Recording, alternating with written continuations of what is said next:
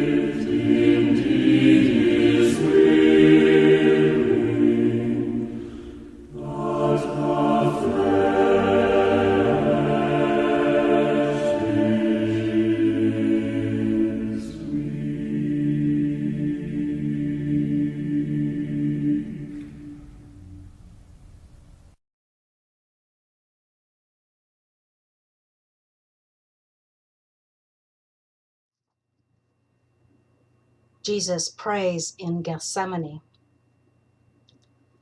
And they went to a place which was called Gethsemane, and he said to his disciples, "Sit here while I pray." And he took with him Peter and James and John, and began to be greatly distressed and troubled. And he said to them, "My soul is very sorrowful, even to death. Remain here and watch." And going a little farther, he fell on the ground and prayed that if it were possible, the hour might pass from him. And he said, "Abba, Father, all things are possible to thee. Remove this cup from me. Yet not what I will, but what thou wilt." And he came and found them sleeping, and he said to Peter, "Simon, are you asleep? Could you not watch 1 hour? Watch and pray that you may not enter into temptation. The spirit indeed is willing, but the flesh is weak." And again he went away and prayed, saying the same words. And again he came and found them sleeping, for their eyes were very heavy, and they did not know what to answer him. And he came the third time and said to them, "Are you still sleeping and taking your rest? It is enough. The hour has come. The Son of Man is betrayed into the hands of sinners. Rise, let us be going. See, my betrayer is at hand."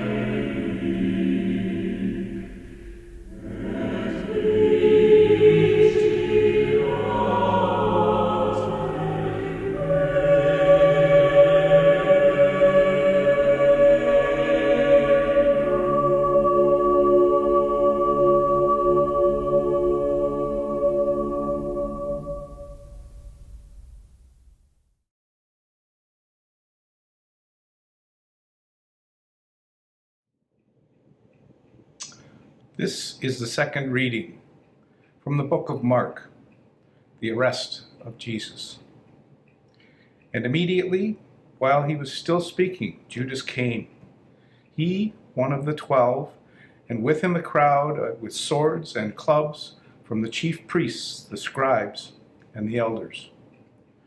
Now the betrayer had given them a sign, saying, "The one I shall kiss is the man. Seize him and lead him away under guard." And when he came, he went up to him at once and said, "Master," and he kissed him. And they laid hands on him and seized him. But one of those who stood by drew his sword and struck the slave of the high priest and cut off his ear. And Jesus said to them, "Have you come out against a robber with swords and clubs to capture me? Day after day I was with you in the temple teaching, and you did not seize me. But let the scriptures be fulfilled." And they all forsook him and fled.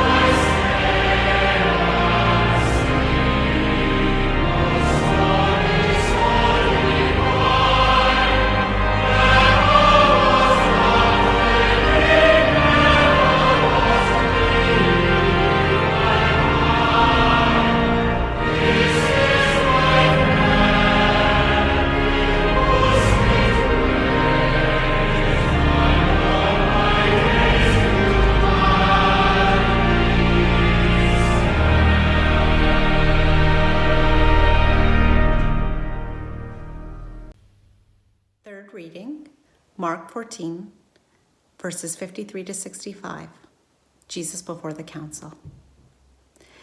And they led Jesus to the high priest, and all the chief priests and the elders and the scribes were assembled. And Peter had followed him at a distance right into the courtyard of the high priest, and he was sitting with the guards and warming himself at the fire.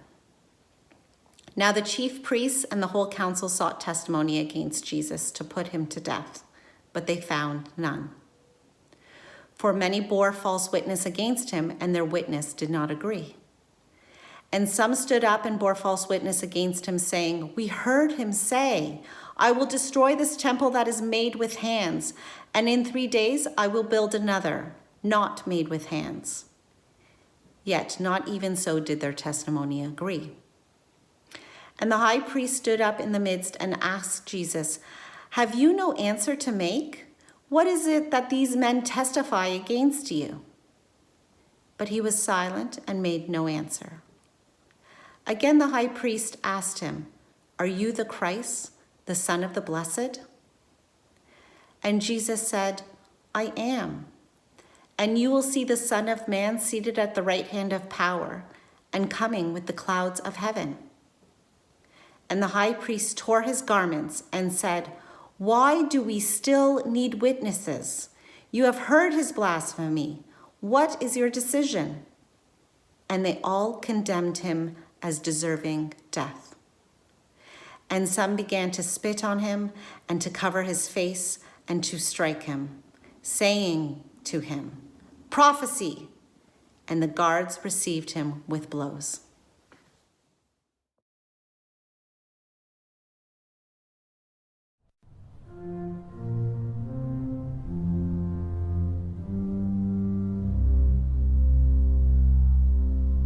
And they led Jesus away to the high priests, and with him were assembled all the chief priests and the elders and the scribes. And Peter followed him afar off, even into the palace of the high priest, and he sat with the servants and warmed himself at the fire.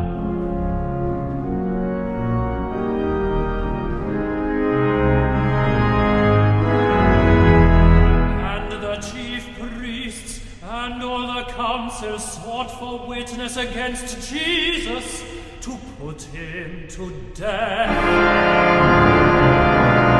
and found none.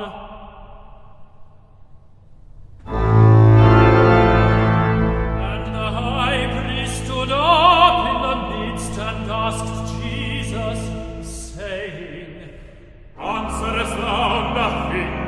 What is it which these witness against thee?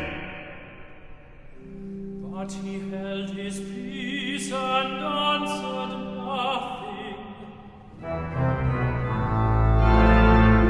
Again the high priest asked him and said unto him, Art thou the Christ, the Son of the Blessed?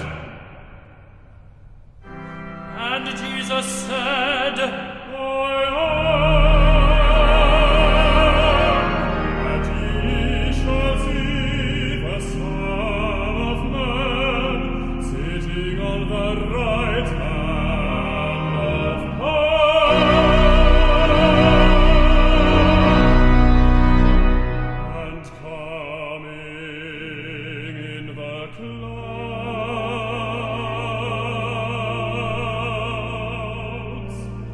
of heaven.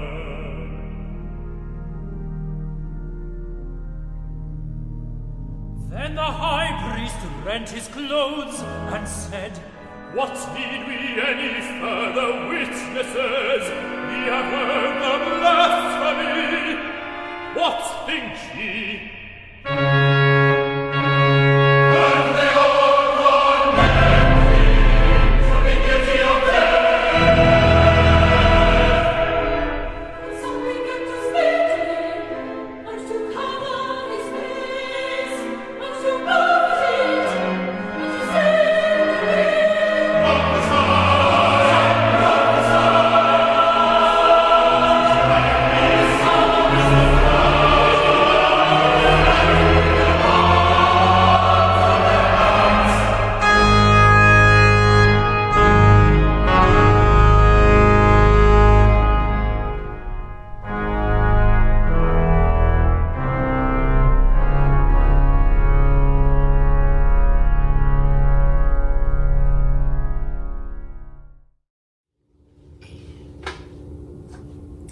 Peter denies Jesus. And as Peter was below in the courtyard, one of the maids of the high priest came, and seeing Peter warming himself, she looked at him and said, "You also were with the Nazarene Jesus." But he denied it, saying, "I neither know nor understand what you mean." And he went out into the gateway. And the maid saw him and began again to say to the bystanders, "This man is one of them." But again he denied it. And after a little while, the bystanders said to Peter, "Certainly you are one of them, for you are Galilean." But he began to invoke a curse on himself and to swear, "I do not know this man of whom you speak." And immediately the cock crowed a second time. And Peter remembered how Jesus had said to him, "Before the cock crows twice, you will deny me 3 times." And he broke down and wept.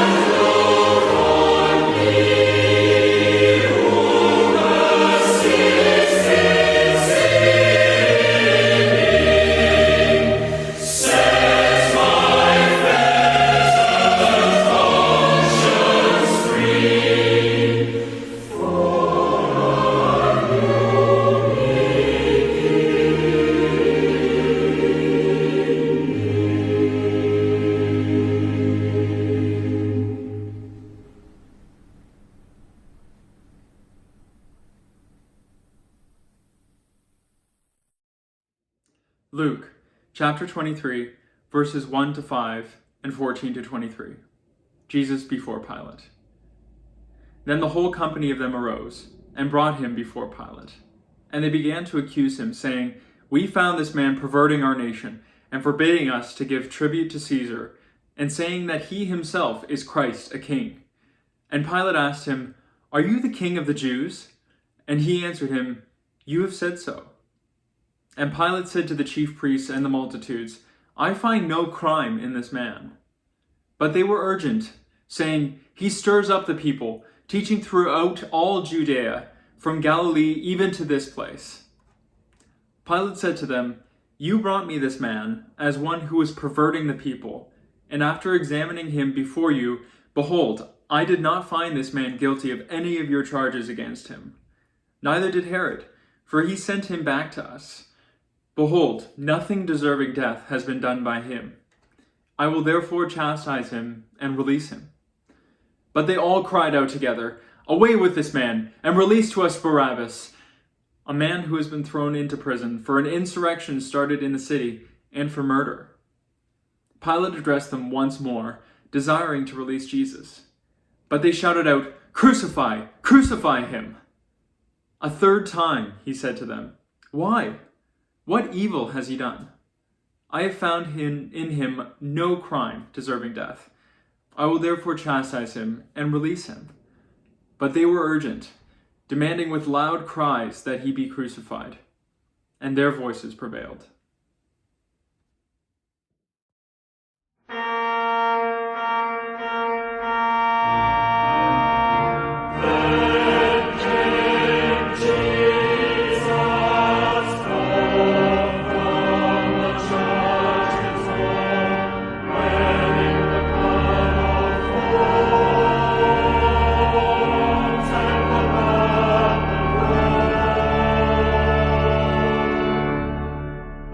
Pilate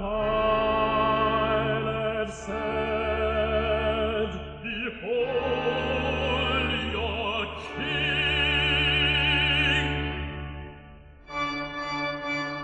And they cried out, saying, Crucify him, crucify him, crucify him.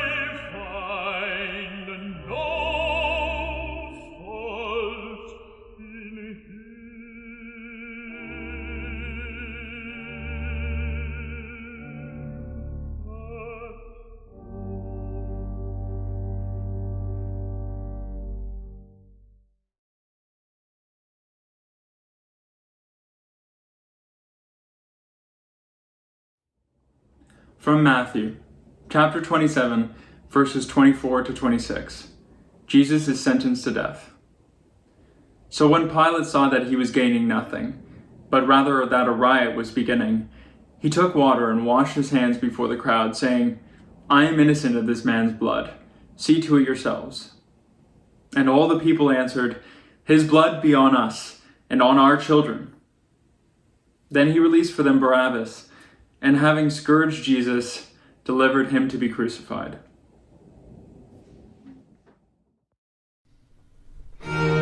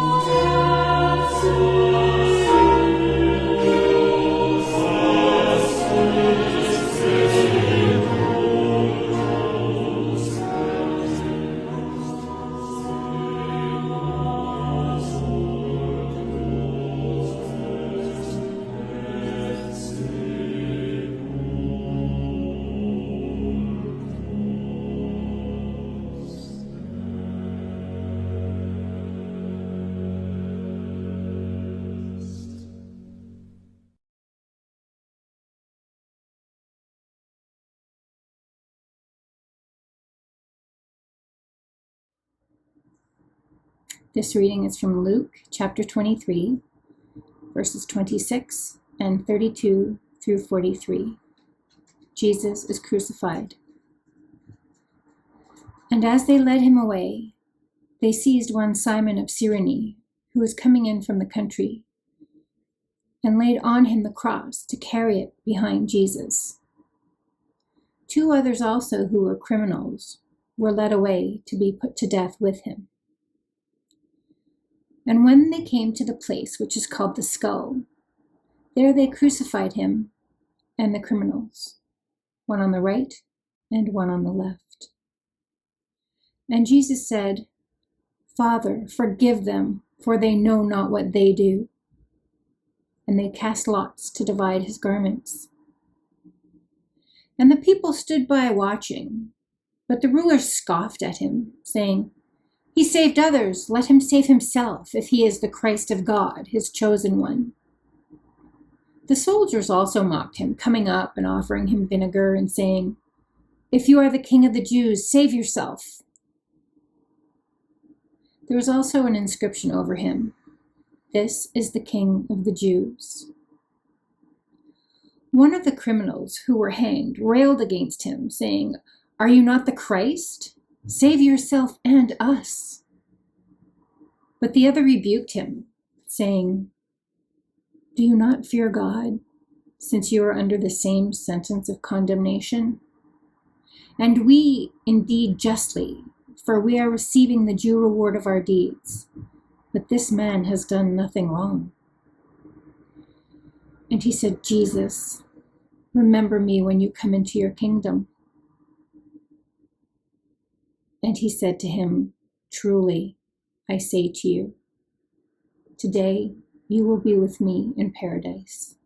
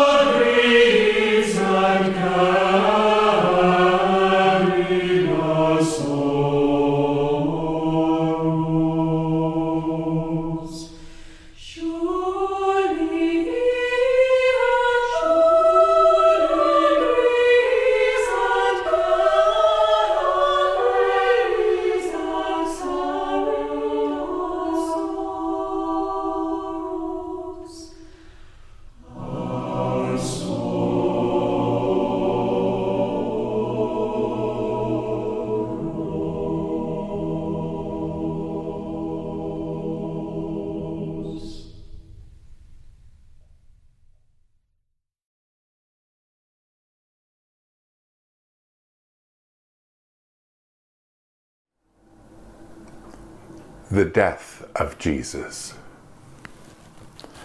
Now from the 6th hour there was darkness all over the land until the 9th hour. And about the 9th hour Jesus cried with a loud voice, Eli, Eli, lama sabachthani. That is, my God, why hast thou forsaken me? And after this, Jesus, knowing that all was now finished, said to fulfill the scriptures, I thirst. And a bowl of vinegar stood there, so they put a sponge full of the vinegar on hyssop and held it to his mouth. When Jesus had received the vinegar, he said, It is finished. And he bowed his head, and he gave up his spirit. And behold, the curtain of the temple was torn in two from top to bottom, and the earth shook, and the rocks were split. The tombs also were opened, and many bodies of the saints which slept arose, and coming out of the tombs after his resurrection, they went into the holy city and appeared to many. When the centurion and those who were with him, keeping watch over Jesus, saw the earthquake and what took place, they were filled with awe and said, Truly, truly, this was the Son of God.